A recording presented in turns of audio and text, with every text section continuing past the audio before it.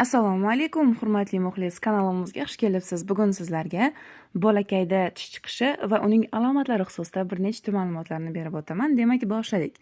Avvalambor bolani tishi chiqayotganda quyidagi alomatlar yuzaga kelishi mumkin.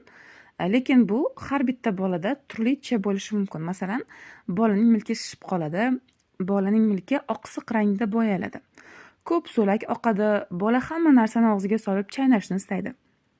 Tana harorati oshadi. Ko'pi bilan 37-38 gradusgacha oshishi mumkin. Bola injiqrov bo'lib qoladi. Bolaning uyqusi buziladi yoki uyqu rejimi o'zgaradi. Bola ona ko'kragini yoki qo'lini tishlashni xohlaydi. Bolaning ishtahasi yo'qoladi. Bolaning najasi suyuqlashadi va ichi ketadi. Demak, yuqoridagi alomatlarni ayrim kasalliklar alomatlari bilan adashtirib yubormang. Masalan, bolaning tana harorati oshib, bola yo'talib, burni oqayotgan bo'lsa, u holda bola shamollagan bo'lishi mumkin.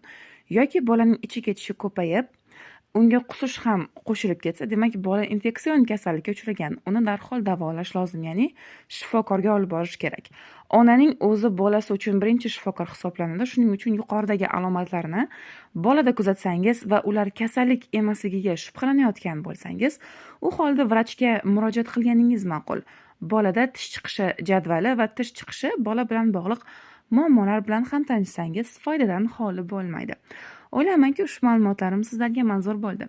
Agar videomiz yoqqan bo'lsa, kanalimizga obuna bo'lishni hamda like bosishni unutmang. E'tiboringiz uchun rahmat.